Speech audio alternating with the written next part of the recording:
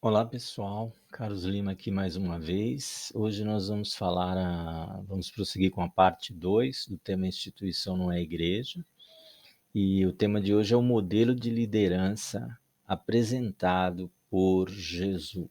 Vamos falar um pouco sobre os principais pontos, na verdade, que foram sendo deixados para trás. Não dá para falar de todos os modelos de liderança que Jesus apresentou, né? A vida de Jesus foi um exemplo vivo em todos os sentidos, mas a gente vai tentar falar daqueles mais negligenciados pela igreja atual.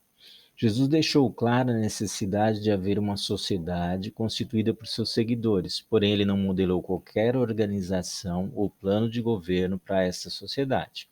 Não indicou oficiais com autoridade sobre os demais, não criou nenhum credo religioso, código de regras ou formas de culto. Deixou apenas alguns ritos simples, né? Nós já falamos disso na primeira parte dos vídeos, o batismo com água, deixando claro o seu significado, a ceia do Senhor, onde utilizou alguns dos elementos mais simples da alimentação da época, como uma forma de se lembrar da sua morte, seu sacrifício, e no fim ele mesmo se colocou como modelo. Então, imitar a Cristo, isso é possível, mesmo não tendo deixado um modelo institucional definido, Jesus deixou claro muitos ensinamentos e exemplos de liderança. Foi sem dúvida o maior líder que já andou sobre essa terra, tinha em si toda a sabedoria e conhecimento como Deus e como homem. Seria impossível citar todos os exemplos de liderança que ele nos deixou.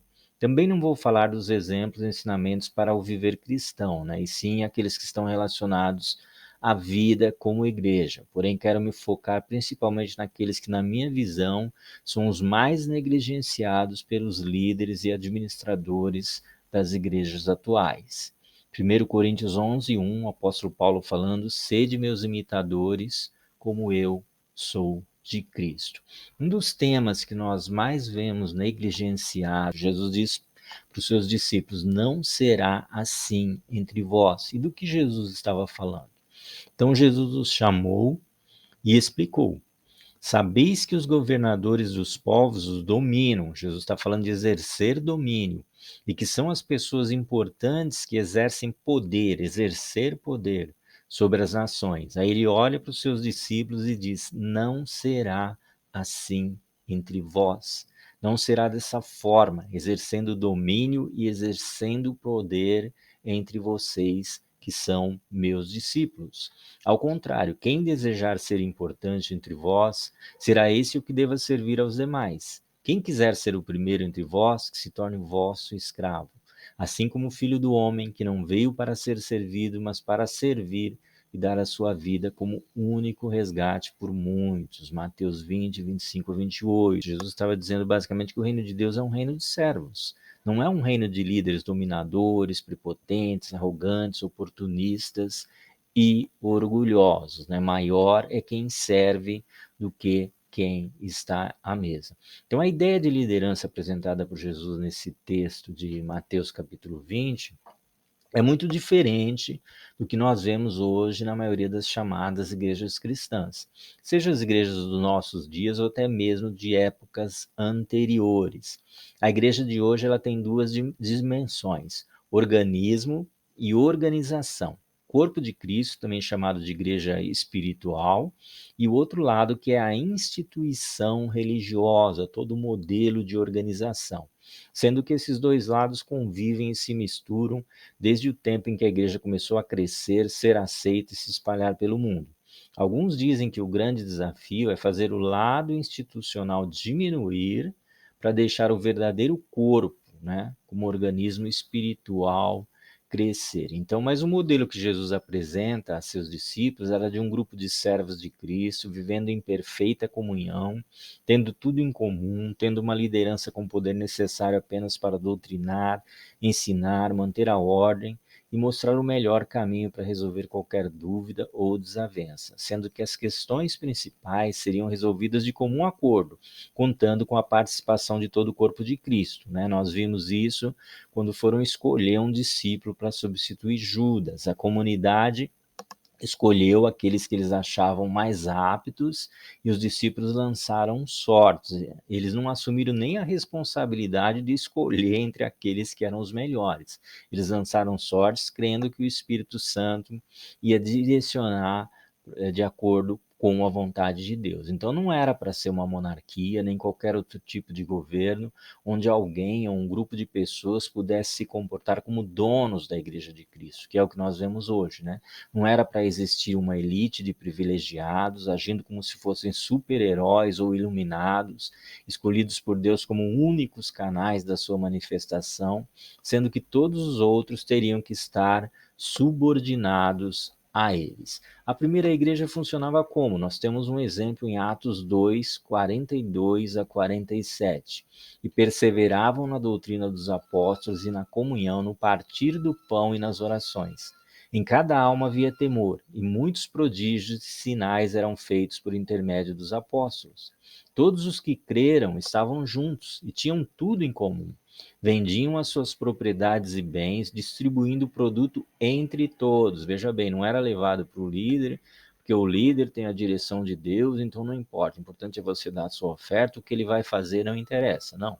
Era distribuído o produto entre todos à medida que alguém tinha necessidade, ou seja, o dinheiro era usado em benefício da comunidade, de acordo com a necessidade, para suprir as necessidades da comunidade cristã. Imagina essas igrejas que são bilionárias, né, que usam dinheiro praticamente para crescer cada vez mais, para se tornar cada vez mais poderosa, para se tornar cada vez um grupo mais influente, mais poderoso no mundo. Imagine se essas igrejas usassem o seu dinheiro para poder suprir, para poder ajudar e suprir as necessidades das suas comunidades, né? Seria maravilhoso. Diariamente perseveravam unânimes no templo, partiam pão de casa em casa e tomavam as suas refeições com alegria e singeleza de coração, louvando a Deus e contando com a simpatia de todo o povo. Enquanto isso, acrescentava-lhes o Senhor dia a dia os que iam sendo salvos. Atos 2, 42 a 47. Então a pergunta é por que mudar o modelo, né? Se Jesus deu esse modelo que ele considerava ideal, por que esse modelo ele foi sendo mudado ao longo dos anos? No seu início, a igreja mantinha ainda em mente e praticava aquilo que Jesus ordenou aos seus discípulos. Porém, à medida que os discípulos, os primeiros cristãos, foram morrendo, eles começaram a fazer uso dos sistemas de governo que existiam no mundo da época. Aos poucos, um processo de institucionalização começa a tomar conta da igreja. E as lideranças que eram sim necessárias, né, à medida que a igreja crescia, você precisava estabelecer lideranças, você precisava estabelecer processos de governo, senão viraria bagunça, né?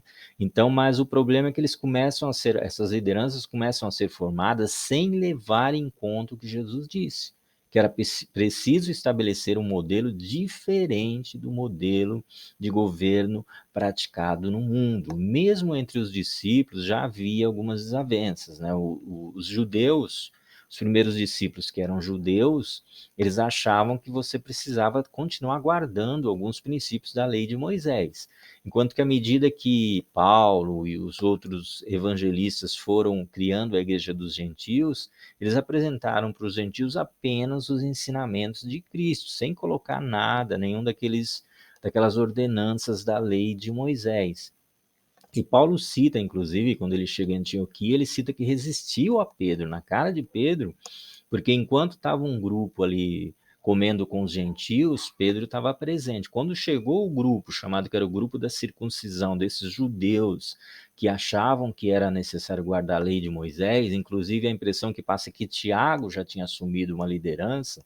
Quando chegou o grupo de Tiago, então Pedro disfarçou e foi saindo de fininho, e Paulo deu uma dura nele, né? Falou: se você sendo judeu age como um gentil, por que você quer fazer os gentios se comportarem como os judeus, né? Ou seja, se você está discriminando as pessoas, por que você quer que elas sejam como você? Então, Paulo resistiu a Pedro na frente de todos. Então, já havia, desde aquela época, já começou algumas pessoas a assumir a primazia, tomar a frente, né? E assumir a liderança do grupo. E algumas características que nós vemos em Jesus, que também não são seguidas pela maioria das pessoas, né? Uma delas é que Jesus ele recusou trocar a glória de Deus pela glória do mundo, né? Sabendo, pois, Jesus que haviam de vir arrebatá-lo para o fazerem rei, tornou a retirar-se, ele só, para o monte. Duas vezes Jesus recusou essa ideia de trocar a glória de Deus pela glória do mundo. A primeira é quando ele, durante a tentação no deserto, depois dos 40 dias de jejum, Satanás leva ele até o pináculo do templo, mostra todos os reinos do mundo e a glória deles. E ele diz o quê? Tudo isso te darei se tão somente prostrado me adorares, porque a mim foi entregue e eu o dou a quem quiser. E Jesus respondeu dizendo, vai-te, Satanás, está escrito, ao Senhor teu Deus adorarás e só a ele servirás. Jesus recusou trocar a glória que ele tem junto ao Pai, que ele tinha junto ao Pai, pela glória do mundo. E a segunda vez é quando os judeus querem transformar Jesus, querem coroar Jesus como rei. A ideia que eles tinham do Messias, do Salvador, é que ele seria um rei semelhante a Davi, que voltaria para restaurar o reino terreno a Israel, para vencer a dominação romana e novamente restaurar a glória do reino de Israel. E Jesus recusou. Por que ele recusou? Ele mesmo respondeu, porque o meu reino não é deste mundo. João 18:36. Embora Jesus veio para estabelecer um reino, não era um reino no formato e nos moldes desse mundo. O reino de Cristo era um reino espiritual, que estaria dentro do coração das pessoas. E uma outra coisa também que a gente às vezes ignora é que Jesus procurou trazer os seus discípulos todos para o mesmo nível, né? Aqui em Mateus 23, de 8 a 12, ele deixa claro, vocês são todos irmãos, vocês devem estar todos no mesmo nível, vocês são iguais.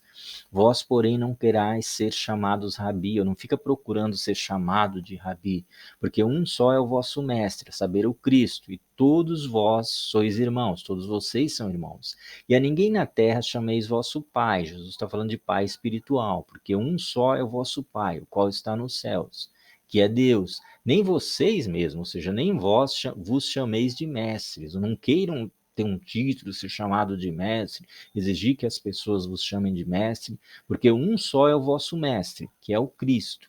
O maior dentre vós será vosso servo, e o que a si mesmo se exaltar será humilhado, e o que a si mesmo se humilhar será exaltado. Jesus está querendo trazer todos os discípulos, eles estavam brigando entre si para ver quem era o maior no reino dos céus, quem se assentaria à esquerda ou à direita de Jesus na sua glória, e Jesus queria baixar a bola deles, né? Trazer tudo ali, vocês são irmãos, vocês estão no mesmo nível, não tem necessidade de um ficar exercendo poder, exercendo domínio sobre o outro. E todas as novas doutrinas, gente, cristãs, ideologias, e principalmente as heresias, surgiram e surgem tendo como base os mesmos princípios. Um grupo ou um líder que diz ter recebido uma nova revelação ou uma nova visão diretamente da parte de Deus ou de um anjo. O interessante é que essa nova visão só ele tem. E a partir de agora, só através dessa nova visão é possível ser salvo ou conquistar de Deus as bênçãos que você precisa. É claro que como somente essa pessoa tem essa visão, você vai ter que seguir e obedecer essa pessoa para que através dela, ou seja, com aquilo que Deus deu somente a ela, você seja guiado e conduzido pelo caminho da salvação. Ou seja, o caminho passa a ser essa pessoa, ou essa igreja, e não mais Jesus Cristo. O caminho muda, né? Mas nós sabemos que o nosso caminho não muda. E chegou a Cafarnaum, Jesus, né, no caso, entrando em casa, perguntou-lhes aos discípulos, que estáveis vós discutindo pelo caminho? Mas eles calaram-se, porque pelo caminho tinham disputado entre si qual era o maior. Marcos 9, 33, 34. A liderança de Jesus ela estava baseada em seu caráter, na sua relação com o Pai e no que a Bíblia chamaria posteriormente de fruto do Espírito. Embora ele usou muitos exemplos do dia a dia, não havia lugar para o desejo de exercer um domínio autoritário e nem ter poder e fama no mesmo modelo dos imperadores e líderes da sua época. O amor, a humildade e o desejo de servir eram os pilares da liderança de Jesus. Ele sabia ser duro e direto quando se fazia necessário, mas nunca usou de sua autoridade para oprimir, chamar a atenção para si mesmo por ego ou orgulho ou para levar algum tipo de vantagem. Sem contar que estava sempre pronto a perdoar, mesmo quando um dos seus discípulos, por medo, negou que o conhecia. Então, Jesus não estimulava a competitividade entre seus discípulos. Ele sabia o quanto isso poderia ser prejudicial ao evangelho e tratava as mulheres com respeito e sem nenhum tipo de discriminação, coisa nada comum na sua época. Vivemos em um mundo extremamente competitivo, isso não é novidade para ninguém. Porém, as igrejas que deveriam ser diferentes, elas competem por praticamente tudo, desde dogmas e doutrinas teológicas até usos e costumes, sem contar as disputas internas por cargos, posições de liderança. Nós vemos uma competição desenfreada no meio dos cristãos. Jesus, porém, conhecendo seus pensamentos, né, os fariseus, lá, os doutores da lei, que ele estava debatendo com eles, as pessoas todas que estavam ali próximas de Jesus, ele disse: todo o reino dividido contra si mesmo é devastado, e toda cidade ou casa dividida contra si mesmo não subsistirá. Mateus 12, 25.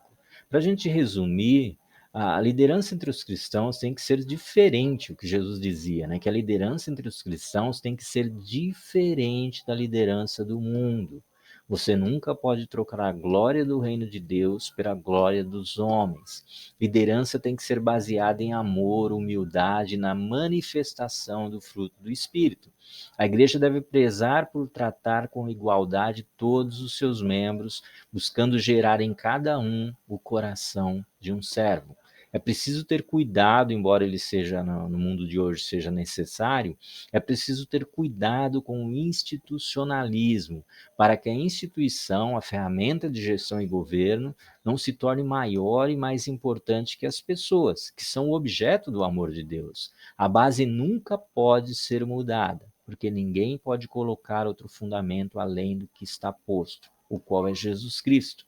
1 Coríntios 3, 11. Tá bom, pessoal? Então, obrigado por você assistir esse vídeo. Vou convidar você para assistir o vídeo 3. Nele nós falaremos sobre um fato que muitas pessoas não se dão conta, não se deram conta ainda, né? Que fato é esse? Toda instituição tem um dono. Fostes comprado pelo mais elevado preço, não vos torneis escravos de homem. 1 Coríntios 7, 23. Eu fico grato por você permanecer conosco até aqui. Se você gostou, deixe o seu like, se inscreva no canal, ative o sininho para receber as notificações. Fazendo isso, você ajuda no crescimento do canal. Se quiser, deixe também nos comentários a sua opinião, né? Nos ajuda a conhecer o que você, o que as pessoas estão pensando ou pensam a respeito desse assunto, né? Para que a gente possa continuar tratando de temas como este. Fostes comprados pelo mais elevado preço, não vos torneis escravos de homem. 1 Coríntios, reiterando, né? 1 Coríntios 7, 23. Então, vou ficando por aqui. Que o Senhor abençoe a jornada de cada um de vocês. Um abraço e até o próximo vídeo.